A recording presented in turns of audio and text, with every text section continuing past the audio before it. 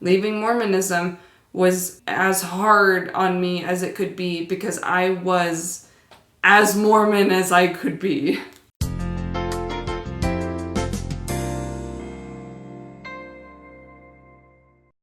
Hey, what's up guys? Ex-Morgan, and I have my husband, ex-Jared, here. Used to be Jared. Yep, no longer Jared. Today we're going to be talking about why is it hard for some people to leave a religion and not hard for others. And I've been thinking a lot about this, and actually it kind of dawned on me when I was having a conversation with my brother, which that video is available exclusively on Patreon. So check out the link below if you want to support our channel and you want to see some extra videos. We are posting on Patreon again, so I'm very excited about that. Okay, when I was having this conversation with my brother, I basically realized that leaving Mormonism was way harder for me than it was for him. And I was like, why is that? Why is it that some people can leave and it's not a big deal, and some people, they struggle with it for years and years after? And he had a really profound answer in that video I did with him. And he said, I think it was just never a big part of my identity. Yes, I feel like that makes sense. Like if it's more wrapped up in your identity, it's going to be harder. So I think, why is it hard for some people to leave and not hard for others? I think it comes down to two aspects. One being internal factors, how wrapped up is your identity in it? And two being external factors, meaning what all are you going to lose by leaving? So we just wanted to chat about that stuff. Neat. What's wrong with you? Okay, so you and me, for example, leaving Mormonism was really hard for both of us, but for very different reasons. Yeah. For me, I felt like it was hard because I didn't know who I was outside of Mormonism. And this is why it's been a big epiphany for me, because I was Morgan the Mormon. Literally in high school, they called me that because I grew up in Missouri, and there were not very many Mormons out there. So it was a big part of my identity and something that I actually, really leaned into. But I don't feel like it was the same for you, and which is why it was a lot easier for you to leave than it was for me. Yeah, I don't think it was, I don't know. So the only part that was really difficult was being married to somebody who was still Mormon, who was Morgan the Mormon, who was very, believing and stuff. That kind of sucks. As far as family goes, it wasn't that difficult because we just don't talk about things in my family, so I just don't. Blessings. But to stop believing in it wasn't very difficult at all. It was kind of just a light switch. And I think we talked about the whole identity thing before, so it was interesting that Hunter also came to that conclusion. Yeah. And I remember even having a conversation with Jonathan Streeter where he kind of said something very similar, that it kind of depends on how wrapped up it is in your identity. Now, that was not to say that it wasn't a big part of my life. It obviously was. It was huge. It was on my mind most of the time. But I think a lot of Mormonism just kind of happened to line up with the person that I was trying to build, So it worked for you for a while because you felt like it was kind of in alignment with some of your values, like family values and things like that. Yeah, I mean, it kind of worked. It was miserable because it doesn't, it doesn't align with a few of my values. Like, it never totally, I convinced myself that, porn and masturbation are the sin second to murder, but I don't think that ever made complete sense to me. There were obviously some things that didn't make sense where the Mormon identity, because it wants to be your identity, it really does. It wants to be kind of all-consuming. So sometimes if your identity conflicts with the Mormon identity, then, the individual identity usually is what gets shaved off. But for me, I think I would shave off the Mormon identity part if it conflicted with my individual identity. And I think a good example of that is probably, Prop 8 was a big deal when I was in high school. And I remember it never quite made sense to me. Like, I still believe. I was like, yeah, gay marriage is a sin or whatever. Like, I was Mormon. I believed that at the time. I couldn't quite. I think the core of my identity is just leave me alone. And I'm pretty sure that other people want to be left alone too. So why don't you just leave the gay people alone and let them get married if they want? Like, you can say it's a sin, but like, I leave alcoholics alone to drink alcohol. I leave coffee drinkers alone to drink coffee. Why am I pestering gay people who want to get married, even if I think it's a sin?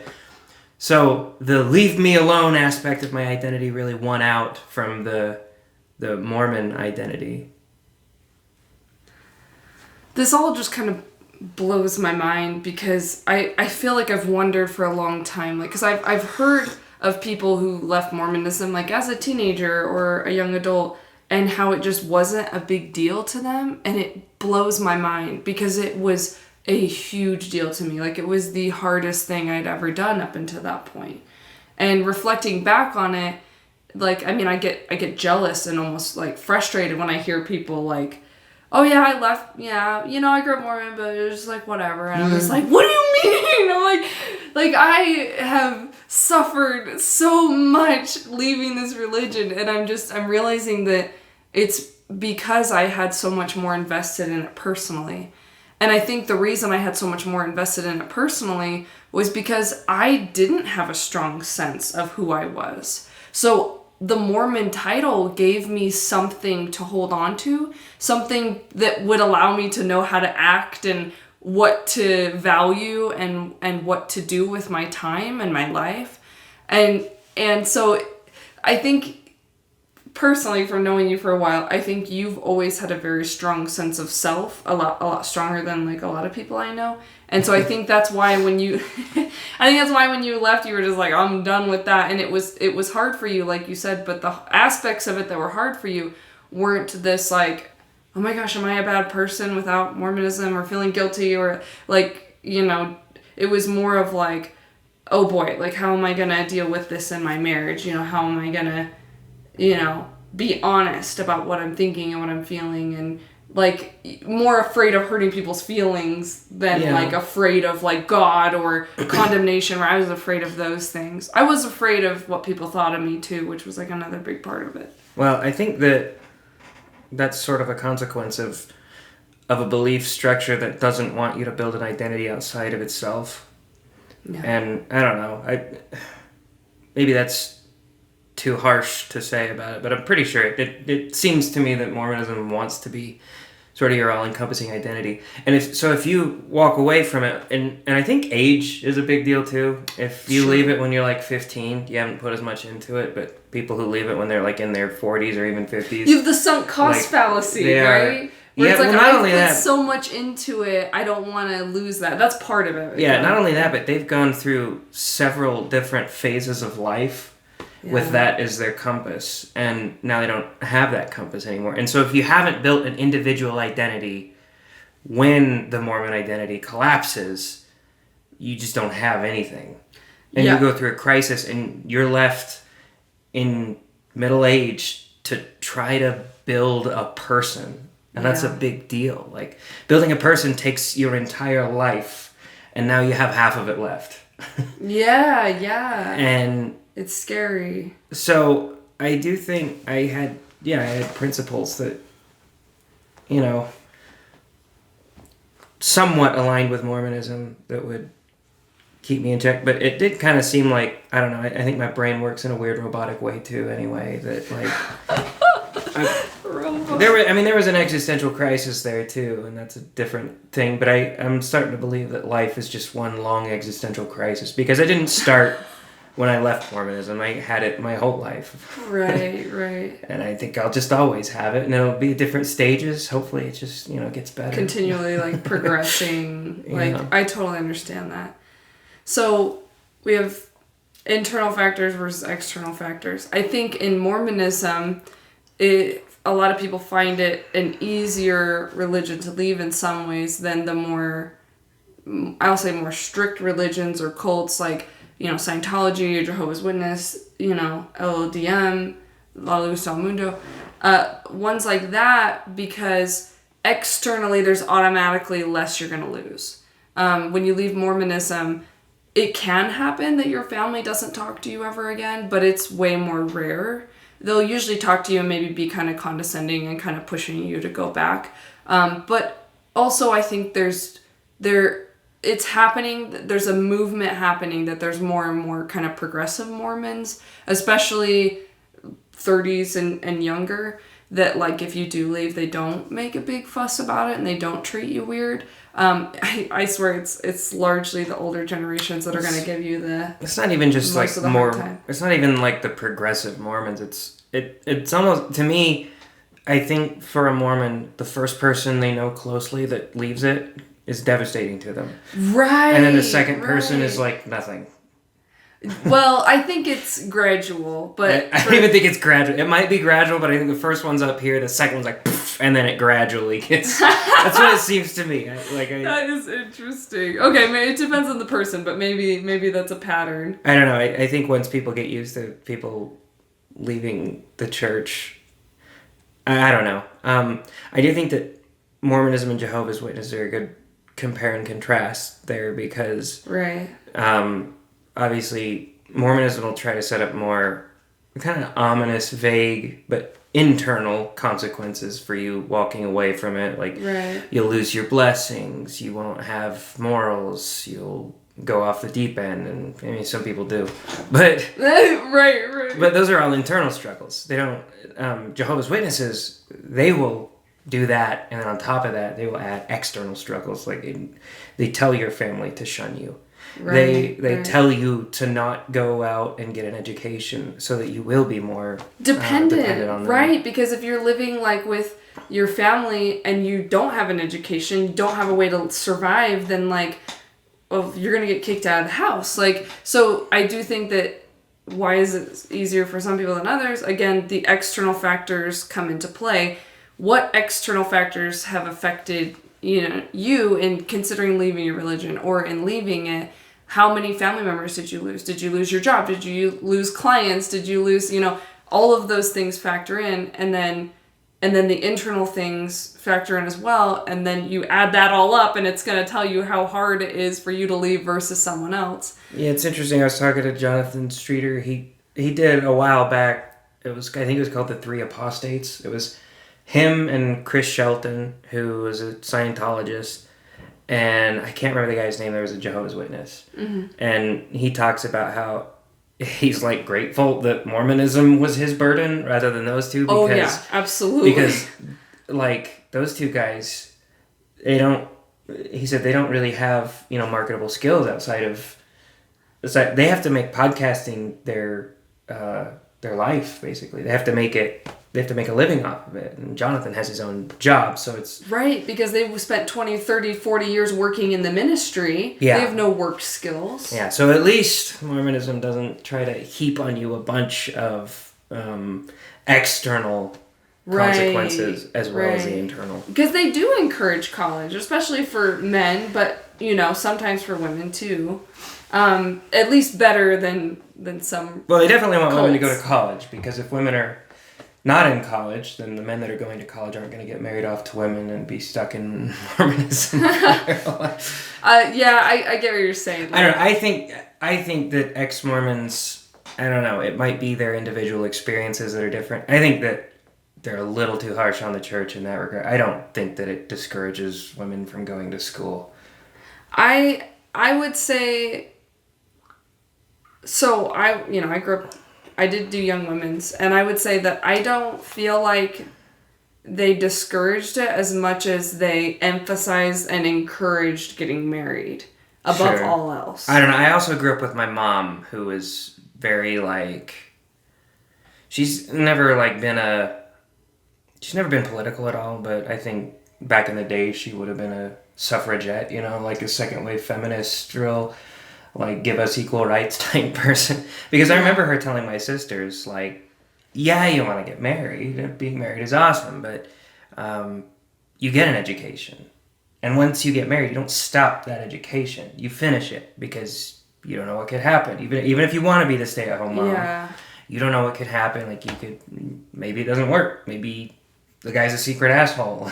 Right, you just never know. Or, you don't know if maybe he could die. He could, yeah, like, you just, like, you want to be as independent as possible. I think that's really good advice. So I think that's, maybe part of my bias there is that I grew up with that. Yeah, well, it's kind of a tangent, but I will say that I feel like it was harped in me, get married, have kids, get married, have kids, get married, have kids. It was never like, go to college on the side, or if you want to. Like, I went to college because I wanted to. I didn't feel like Mormonism helped me pursue that, but I also don't feel like they like avidly shut it down like Jehovah's Witnesses do. Like, they indirectly shut it down maybe by putting such an emphasis on being a wife and a mother, but I don't feel like they were avidly like, it's a waste of your time like Jehovah's Witnesses are. Yeah. So, yeah, anyway, so internal versus external struggles.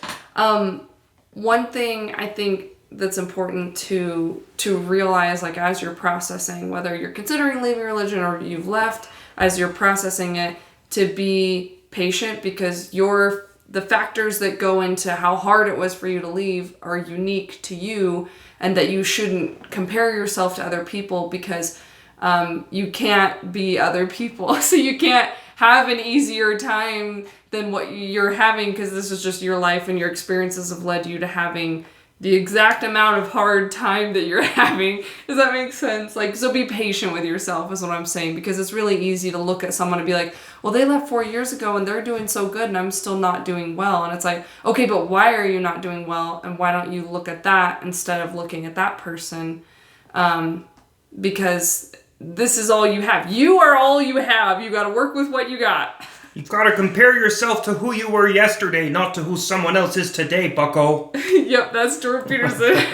That's actually one of his rules for life in his book, and very, very helpful for me, because I do think I often very destructively compare myself to other people just to shut myself down. It's not helpful. Okay, so talking again about internal reasons that it's hard to leave. I think for me, the reason that Mormonism had such a big grip on my life was that I was very insecure and very much lacking, I will say, like, maybe even like a personality. I was lacking kind of this internal understanding of myself and what I wanted and what I needed.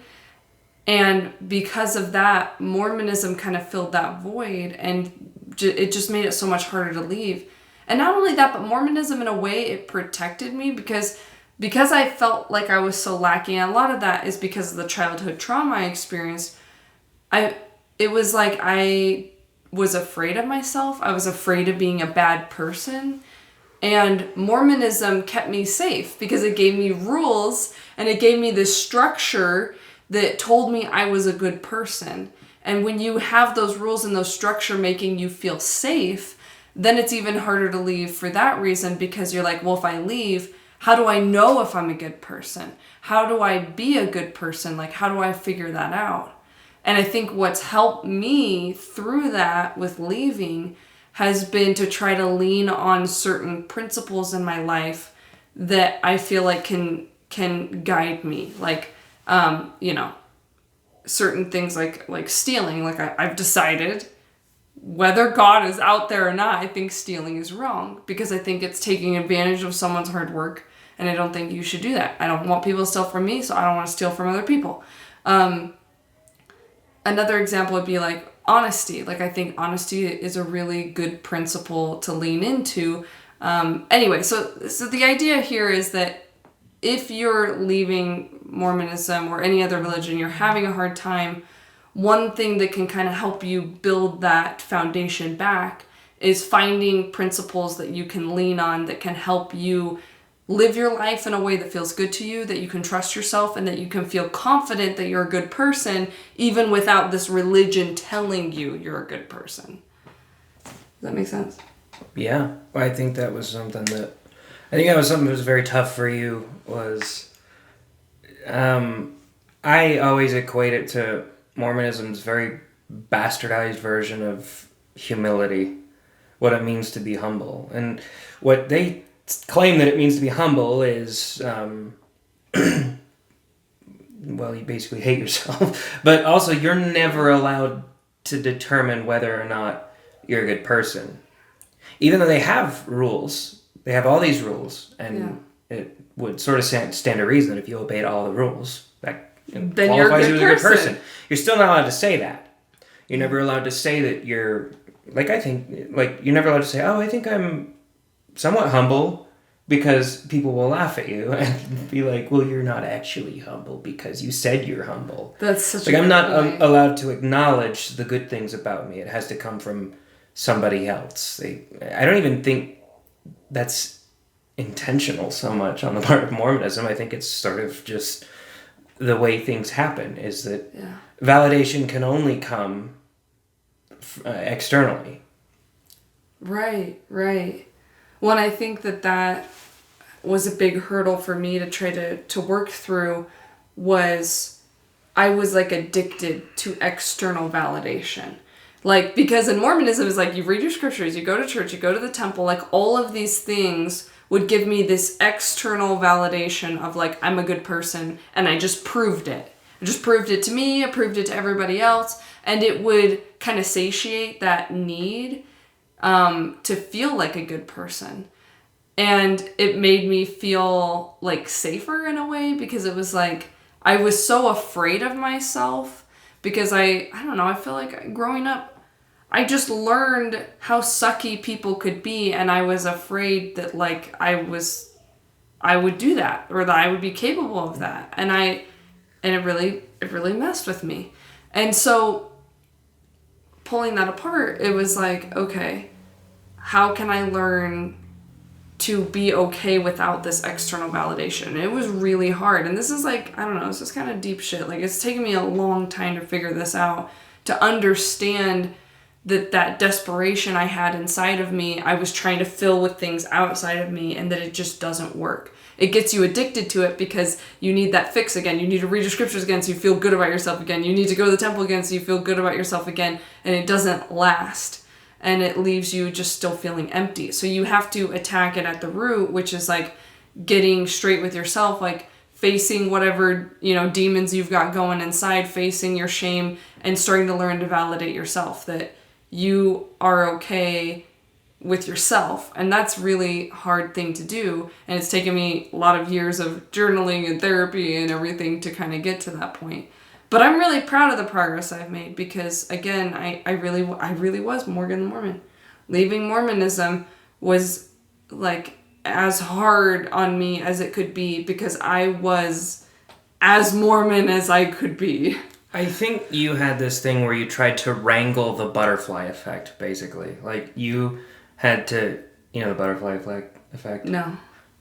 Oh, it's like a movie where a butterfly is fluttering, and it flutters this way, ends up causing like this chain of events that ends up killing the guy who, in the other reality where it didn't flutter that way, would have cured cancer or something like that. I've never actually seen the movie, but so that's the butterfly effect. Right. And I feel like you tried to figure that out, because the point of it is that nobody can really figure it out. You have no idea the massive effects that every single action might have on everything or whatever. But I think you wanted to figure it out. I think so. You completely lacked the "it's not a big deal" reflex. Yes. Because everything was an enormous deal of eternal consequence. And that's exactly it. And I always use the example of archery versus bowling class that you were trying to figure out. You wanted to pray, to ask, should I do archery class or bowling class? And I was like, well, it doesn't sound like it's a big deal. I don't. Right. You're like, what does God want me to do? I was like, I don't think God cares. And to you, that was like, but what if there was somebody in one of those classes I could touch? It had nothing to do with your preferences. It was like, right. What it was the what right is my thing. spiritual duty? So there was a moral and an immoral, like gravely immoral or moral option with every decision, and nothing in between. And it paralyzed me. And like, for me, I think I usually err on the side of it's not a big deal, because it's something about, because they set up all these internal consequences, and a lot of them are, well, you lose your blessings. Well, you went to the temple, so you're blaspheming against the Lord. Maybe that puts you up for outer darkness, according to these prophets. Maybe not. Who knows? But why risk it? Yeah. But I guess the problem with that is that it kind of like depends on you believing in Mormonism. So as soon as I stopped believing in it, I didn't care. Yeah. Because I didn't feel guilty the first time I drank alcohol. I mean, I felt guilty because I knew you wouldn't like it, but I didn't feel beholden to God or anything like that. It didn't bother me. But you definitely did. And I wonder if... I felt guilty the first time I drank alcohol. It must have been the self-doubt. Yeah. I don't know. Because I didn't really have any... Once I learned some things that I was like, oh, these are actually against... These go against my individual identity principles... to the point where I can't reconcile it anymore, so Mormonism must not be true. I'll continue with this lifelong existential crisis, but the consequences that they're trying to heap on me don't mean anything because I don't think any of them are real. Which is where, like, for me, it was still years of, like, what if I'm wrong? What if I'm wrong? What if I'm wrong? And that comes from that very black and white thinking, which I think Mormonism does set you up for. Not always, depending on your circumstances. I think my childhood affected it more than Mormonism did, but I had this very black and white sense of thinking of, like, there was no gray area. Like, there's always a right answer and a wrong answer. And not only is there only, like, there's right and wrong, right? But there's one right answer and there's 100 wrong answers. And it left me just feeling on edge and freaked out all the time about everything. And so... leaving Mormonism was just the beginning of deconstructing the whole black and white thinking. Like, I thought, I don't know, I kind of had this weird thought of, like, oh, after I leave Mormonism, kind of sort this all out, like, my life is just going to be, like, perfect. And that's just not true, right? Because leaving Mormonism was a big hurdle for me, but there's still many hurdles in my life that I'm experiencing, not just as a result of Mormonism, but as a result of my childhood, or as a result of just life being life, you know, and things happening. And I guess what I'm learning is to be more patient and to give myself room, gray area. I'll call it gray area, because not everything is black and white. There isn't always a right answer. And sometimes even if there is a right answer, you don't know what it is until after you make a decision, because sometimes experience is going to let you know whether something is right or wrong. Does that make sense? Yeah, I would also say that some things are black and white, though. Oh, sure, yeah. No, but I'm not saying that for you. Giving myself room for, yeah, like, I'm saying that for, I just, my experience with a lot of ex-Mormons is that they try to think of everything as in terms of gray area, but I think there's a lot of things that are pretty black and white. I think it's scary to think of a world where there was no black and white, because, like, I think it's pretty objectively bad to beat the crap out of your kids. Like, slavery seems pretty objectively wrong. Yeah, like, I think there's some things we can point to and say, yeah, these are wrong, and I think that's good. Yeah. Anyway, so I will say, as we're wrapping this up, that I think it's really important that wherever you're at, that you be patient with yourself, and that you have to advocate for you. No matter how hard it is or not hard it is to leave a religion, you have to have your own back. Because if it's a lot harder for you than it is for someone else, it's probably because you've got a lot more internal or external issues that person doesn't have. And that doesn't make you bad or wrong. It just means, like, you've got some shit to work through, and that's not your fault, but it is your responsibility to work through it. No one else can work through it for you. And it's unfortunate, because for me, like, the reason that leaving Mormonism was so hard on me was because of my difficult childhood, which wasn't my fault, but because it was my difficult childhood, I had to deal with it. I have to continually deal with it, and I'm really proud of myself for the progress that I've made. I think I'm very happy with where I'm at in my life. And I think the reason that I'm happy with where I'm at in my life is because I've made a lot of progress despite the odds kind of being stacked against me. Does that make sense? Yeah. I do think that it's also important with this whole identity talk. An anti-identity is not an identity, right? Yeah. And so I think leaving the church, something that a lot of us are susceptible to, is to just assume that it's wrong about absolutely everything and completely wrong about absolutely everything. Not, I guess not absolutely everything, because nobody leaves the church and is like, well, now it's okay to kill. Hopefully not. But I don't know, some of the sacred cows I see ex-Mormons banding around that I don't love are things like porn, all this stuff, because there was so much shame around it, because Mormonism does the sex stuff terribly and it handles porn terribly. And I think we let long-term reverse psychology work on us when we leave it and we say, and they say, oh, porn is bad. And we say, no, porn is great. Porn is awesome. And it's really weird, because I'll see it in ex-Mormon communities where somebody says, you know what, I'm not sure about this porn thing. I got this and this and this problem with it. And then people jump down their throat. People get defensive of it. It's really odd to me.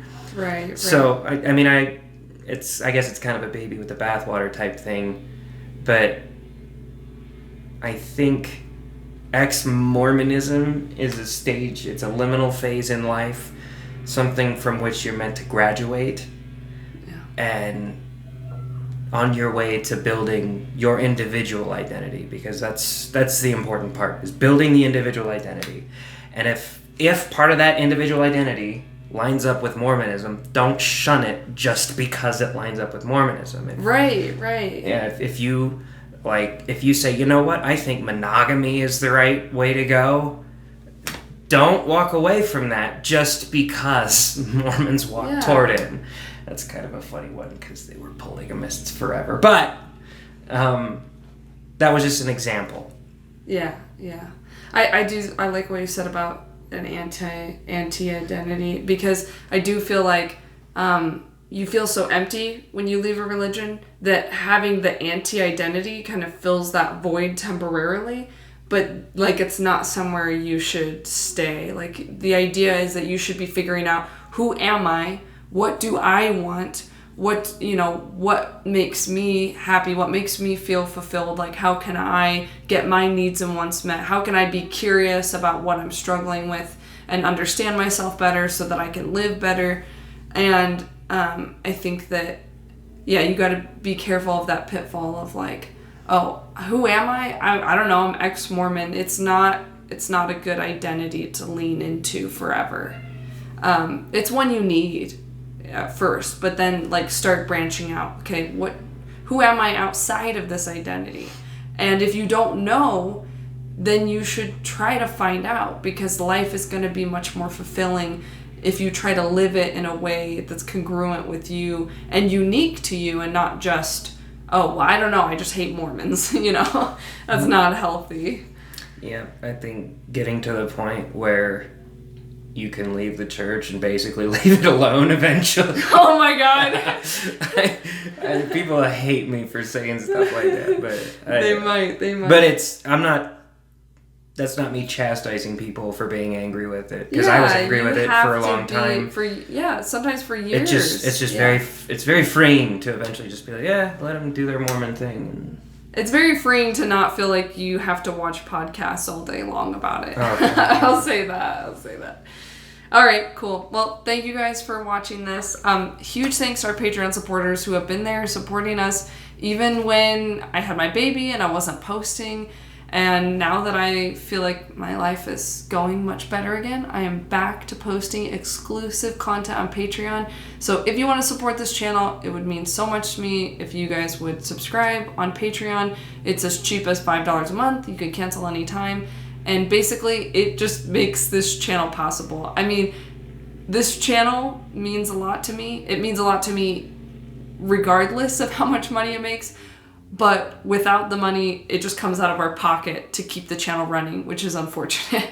And I already spend so much time and effort putting into these videos. I also don't want to pay out of pocket for it too. So thank you for those who donate to make this channel possible. Thanks for watching, and we'll see you guys next time. Peace!